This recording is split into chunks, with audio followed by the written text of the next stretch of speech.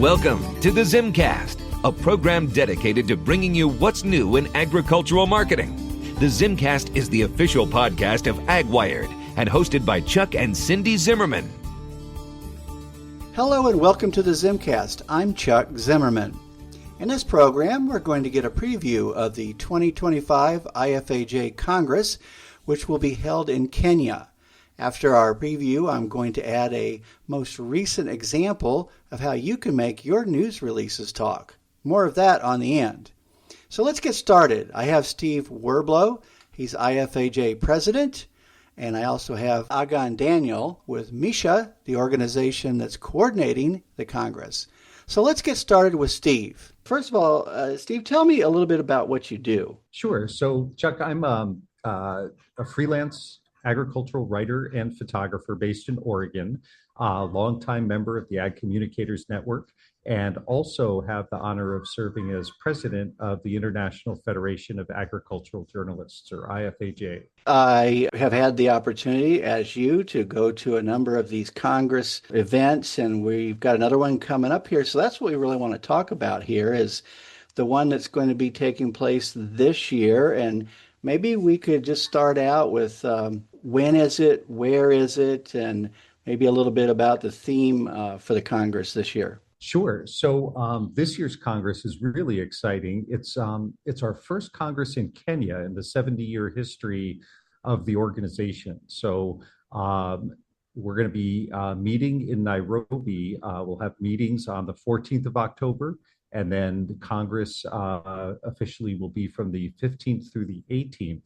And that's going to include talks, panel discussions, meetings, the gala dinner, and a lot of tours of farm and research facilities in the area around Nairobi. So it's going to be really exciting to have a chance to see not only agriculture in East Africa, and not only the usual opportunity to share information and perspectives with journalists and communicators from 60 countries around the world, but also for the chance to be in kind of a hub of agricultural research that deals not only with East Africa, but really all over the world. I think it's important to emphasize that these are people coming that will be from all over the world. Yeah, I won't be there. I actually have a conflict for that this year, but that's a bummer. I know it's actually at the exact same time, and that was before I even knew what the dates were for this. Yeah, you do what you have to do. So, but the Congress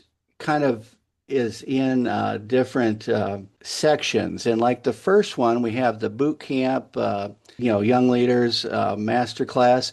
What does that mean, first of all, and the folks who are coming for that part of it? Yeah, the IFAJ All Tech Young Leaders Program is a very exciting opportunity for young journalists and communicators from around the world, from IFAJ member guilds, to get together and really have a life-changing, career-changing experience. They come together, they network with each other, we go out and they report together, sharing a lot of information, a lot of opportunities to learn networking skills, journalism and storytelling skills, and just the leadership skills that they can bring back to their guilds and help those guilds grow, mature, get things done. What you find is we are celebrating this year the 20th anniversary of this partnership between IFAJ and Alltech in creating this program.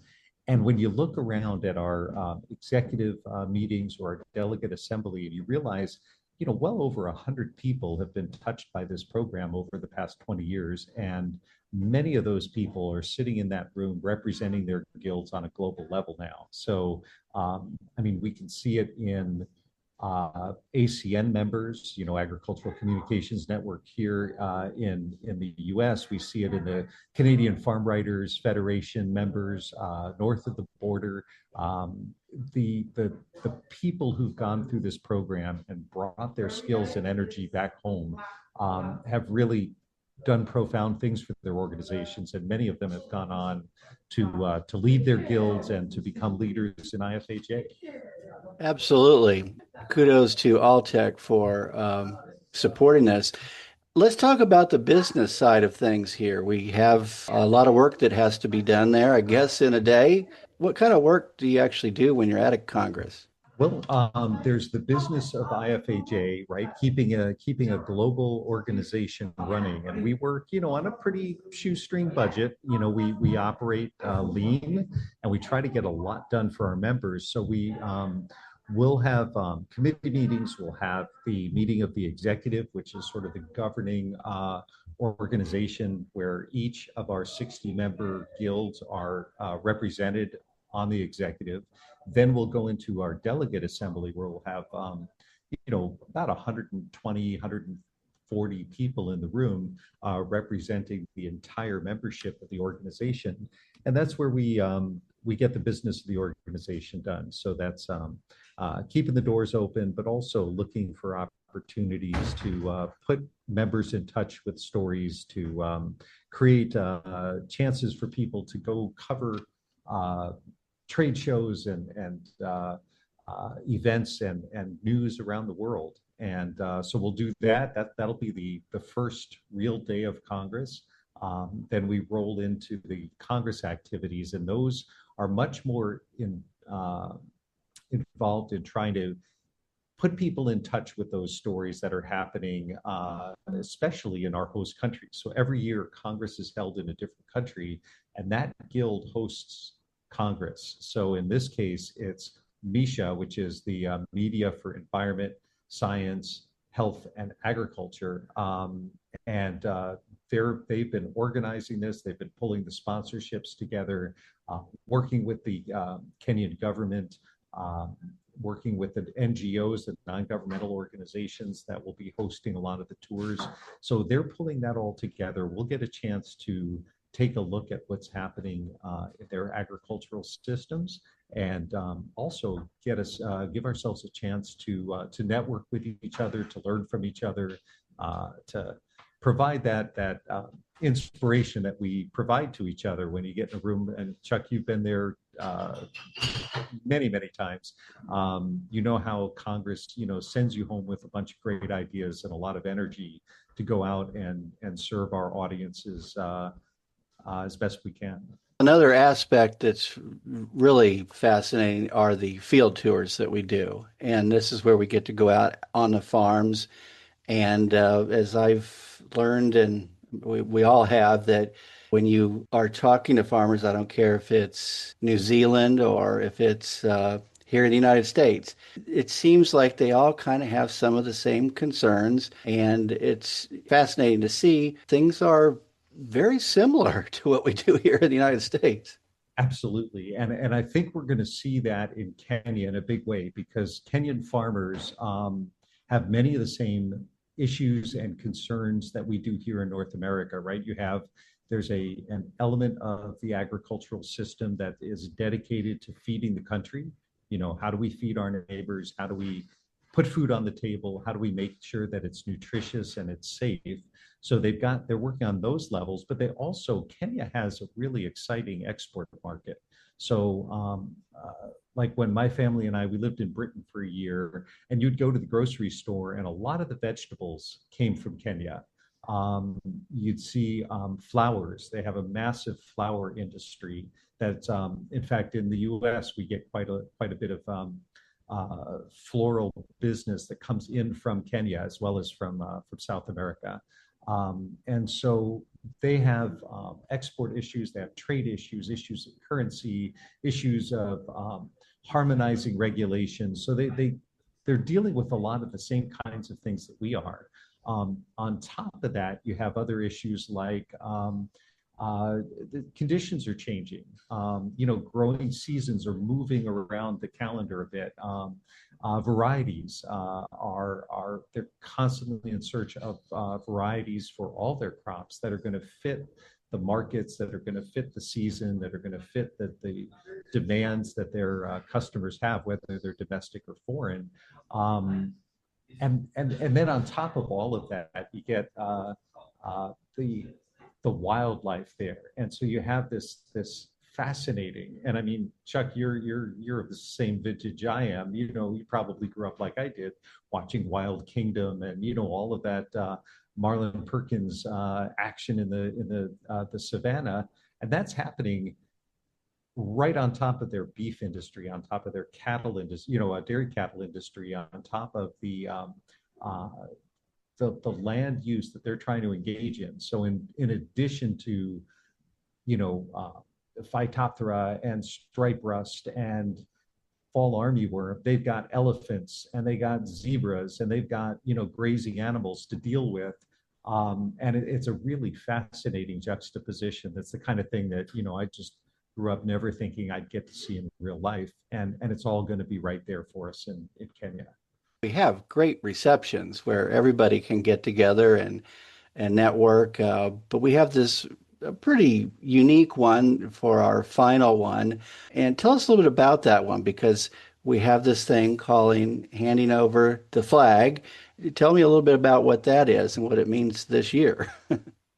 You bet. Well, Chuck, the first thing that you mentioned is one of the big highlights of IFAJ is that opportunity to meet people from around the world. So, for instance, I write for the Furrow. If I've got a story that deals with some question about our relationship with something going on in Europe, I can go call somebody that I know through IFAJ to connect me with whatever's happening in that competitor or that customer's country. Similarly, something's going on in South America. Somebody has a question from Asia. I just, in fact, was writing to a colleague today because someone in our Japanese guild had asked for access to some information. And I said, look, I think I know who to put you in touch with. So that networking, all that back and forth, helps us all bring home more stories and better stories and better perspectives to our audiences. Then the culmination, the final dinner, is where we hand off the flag, or the host country, in this case, MESHA in Kenya, will hand off the IFAJ flag to our colleagues in Croatia, which is where next year's Congress will be. So we will be moving from thinking in terms of what's happening in East Africa to what's happening in Southern Europe. And next year, 2026, we'll do this all over again, but it'll be in Croatian. We'll learn all about farming on the Adriatic. I've had the opportunity to help some of our folks from other countries come here to the United States, and they had some extra couple days, let's say. And Chuck, can you get us put together with a rancher or this or that? And you do make some great friends out there over time, and I do cherish that. And so we're all kind of in the same family, I guess you might say. So before we close here, anything else you might want to add we haven't touched on? Well, I think this is a wonderful opportunity for ACN or LPC members, because both of those organizations, if you're a member of the Ag Communicators Network, or if you're a member of the Livestock Publications Council or the Canadian Farm Writers Federation, you are a member of IFAJ, and that entitles you to register for Congress. So my encouragement would be, this is going to be an unforgettable Congress. And there's so much that's relevant, not just to agriculture in Africa, but to what we're seeing in North America, to what we're doing here, to the global perspective, to that family of IFAJ people that you mentioned. The other thing is, this Congress in particular will be a wonderful way to connect with some of these NGOs doing global research. So CGIAR, the consultative group of researchers around the world, has a massive presence in Nairobi. ICIPE is another organization it's actually based in Nairobi, was started there, and their perspective on insect management and beneficial insects is second to none. And these are all stories we can bring back to our audiences here in North America. So I would thoroughly encourage anybody who has half a chance to come to the Congress this year to look into it. And again, if Congress doesn't fit, there's plenty of other opportunities to engage with IFAJ through our member guilds right here in North America. Thank you very much, Steve, for taking some time to give us a little bit of a preview of this year's IFAJ Congress. Coming up next is Daniel. So let's start out with what he does. My name is Aghan Daniel. I'm based in Nairobi, Kenya, and I do lead an association of science journalists called Media for Environment, Science, Health and Agriculture, MESHA, which is the official guild representing the International Federation of Agricultural Journalists in Kenya, that is East Africa. Can you tell us some of the details about the Congress and the location it will be held? Now, MESHA will be hosting the 2025 IFAJ Congress in the big city of Nairobi. The Congress will officially start on October 15th, 2025. However, the Young Leaders Boot Camp opens on October the 13th. The Congress will be held in Nairobi, as I have said, in a hotel called Ole Sereni, which is situated just a fence away from the iconic Nairobi National Park. The theme for this year's Congress is unlocking the potential of the cradle of mankind. We want to look at, Kenya as the cradle of mankind. How is it practicing its agriculture? And we've lined up about 10 field tours, which will be capturing crop science, livestock, vegetables, tea, coffee, flower farms, organic farming, biotechnology, use of artificial intelligence in Kenyan agriculture, among other topics.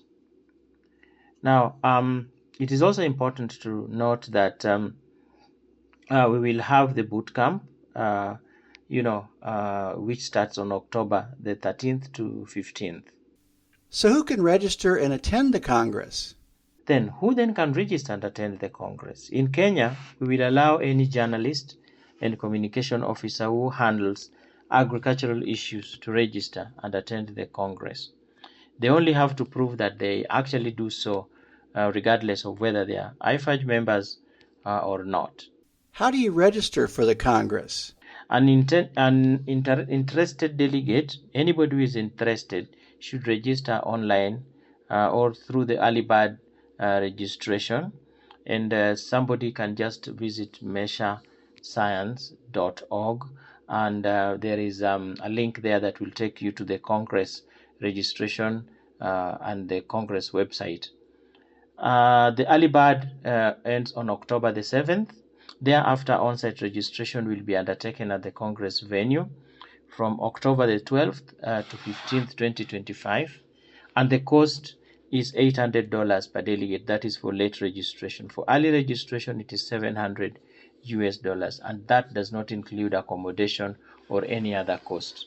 Upon successful registration, one will be sent an invoice and instructions on how to pay the registration fees.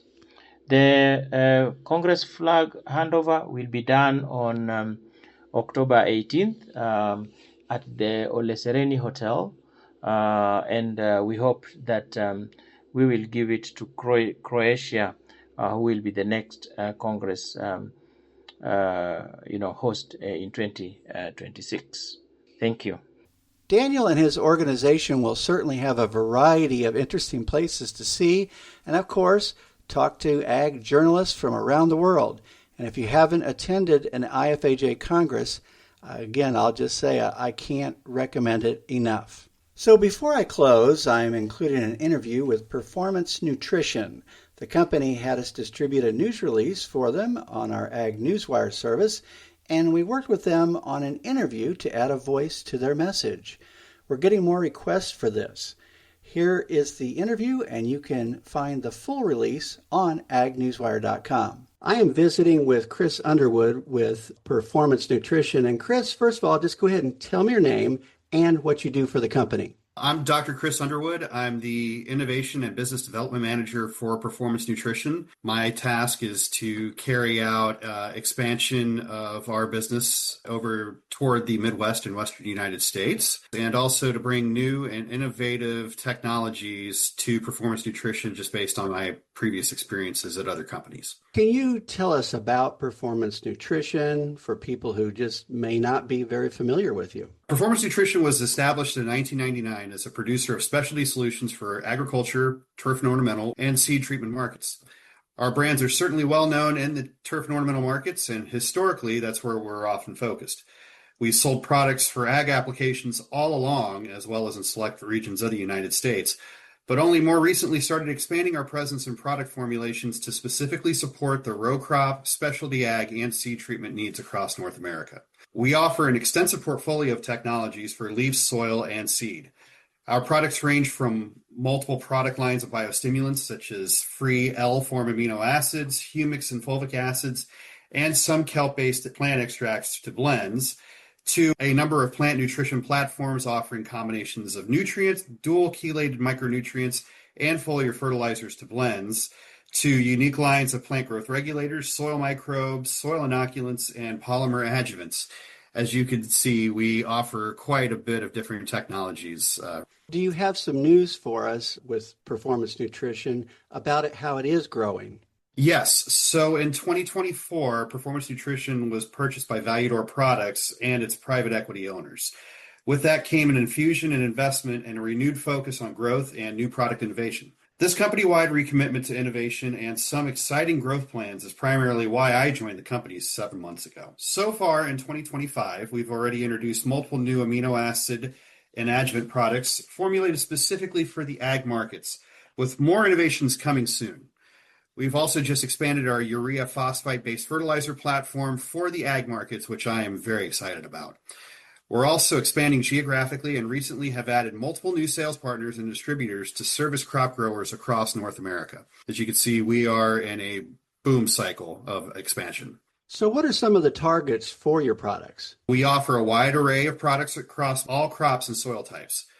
Certainly, we have many of our products currently used on row crop types like your corn, beans, grains, wheat, etc.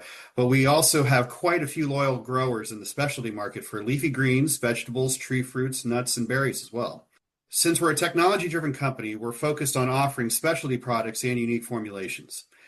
We often have some products that are ideal for greenhouse growers and many other formulated for field applications and applications at larger volumes. You mentioned earlier renewed focus on new product innovation for performance nutrition. Are there some specific new products you'd like to cover? Yes, we're very excited because we are introducing 2 new additions to our urea phosphate-based line of products, which the platform is called Prudent. The 2 products are Prudent Ag and Prudent SI. Performance Nutrition originally developed our Prudent technology platform for the turf markets, but the data from our trials quickly showed urea phosphate's impressive ability to improve abiotic stress tolerance and increase yields in the ag markets. So we designed these 2 new Prudent formulations specifically for the row and specialty crop growers. We offer some unique phosphate fertilizer blends, such as Prudent RX, which adds unique nutrients like nickel, our pentamine amino acids, and our dual chelated crystal clear micronutrients to our core urea phosphate platform. So when I think of the use of phosphates in agriculture, I tend to think of potassium phosphate. How does your urea phosphate product compare with the number of potassium phosphate products in the market today? Well, you're right. Currently, most all the phosphate-based products applied in the United States is some form of potassium phosphate. The benefits and reasons to apply a phosphate source to crops are fairly well known to most growers. It's when you start comparing the chemistry of potassium phosphate versus our urea phosphate that you start realizing there's some big differences between the 2. The primary difference is the ionic charges. We know that the surface of a plant has a net positive ionic charge. The surface of the leaf, even though it has a waxy cuticle, it tends to carry an inherent positive charge. And as we know from basic chemistry and basic physics, like charges repel. So the positive charge that you would get from a potassium ion that's found with potassium phosphate can limit the absorption of phosphate into a plant just because of the shear charge balance ratio. Since urea phosphate has a net 0 charge overall when applied to a leaf surface, you have just the positive charge from the leaf and the negative charge from the phosphate, Prudent results in superior increased phosphate uptake and efficacy over potassium phosphate products. What about the economics for growers? How does Prudent compare to other phosphate sources regarding cost? That all depends on the type of crop and the type of soils in which Prudent is being applied. They require varying application rates, of course, but gallon to gallon, Prudent generally has a similar application cost per acre compared to most potassium phosphate products on the market.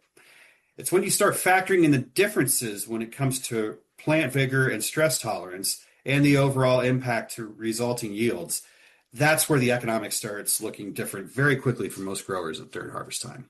You mentioned increased stress tolerance.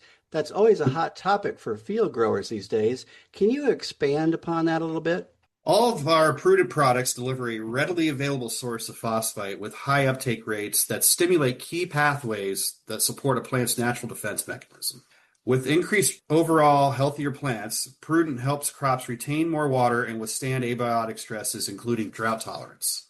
Anything else producers should know about your urea phosphate products? For example, are there any tank mix issues for farmers switching from potassium phosphate to urea phosphate? In terms of the tank mixability, no. Our Prudent products are seamlessly integrated into most fertility and crop protection programs. In fact, with a relatively low pH compared to many potassium phosphate products available on the market, Prudent Ag is probably conducive to more tank mix combinations. They can be applied via foliar sprays, fertigation, or soil applications. Prudent also keeps unchelated metals stable in these tank mix solutions, which reduces spray tank residues and minimizes scale buildup. Well, before we close, is there anything else that we didn't touch on that you'd like folks to know? Sure. Just from pure agronomic sense, is just the use of phosphates in agriculture. They are fairly widespread, though you don't see a lot of row crop users currently using them. But I'd like to give an aspect as to why row crop users should use more phosphates. Phosphate is more readily available to a plant than phosphate. The problem with it is that the plant cannot oxidize the phosphate to use it. So recent studies, or even past studies that go back as far as 50 years, have shown that the use of phosphates as a sole phosphorus source of fertilizer it shows very negative effects. It shows that it can't oxidize it and you see stunted growth. However, you can use phosphates in combination with orthophosphate or polyphosphate starter fertilizers to increase the usability of phosphate for the plant, because you're tricking the plant into absorbing more phosphorus since it's sensing there's phosphate available. How do producers get in touch to learn more? The easiest way is to go to www.pnfertilizers.com or download our mobile app on your phone, where you can find product information sheets, labels, and SDSs for all of our products. You can also look up your nearest local distributor. For more information or technical inquiries, you can always reach out to us through the website contact form or email our agriculture sales director, John Flynn, at john@pnfertilizers.com. Well, thank you very much, Dr. Chris Underwood. It's easy to include an interview with your release on Ag Newswire by sending us an interview audio file or have us conduct the interview for a small fee. And if you have any questions, just contact me at chuck@zimcom.biz. So that's the ZimmCast for now. I hope you enjoy it, and thank you for listening. You've been listening to the ZimmCast, the official podcast of AgWired. Check us out at www.agwired.com to find out what's new in agricultural marketing.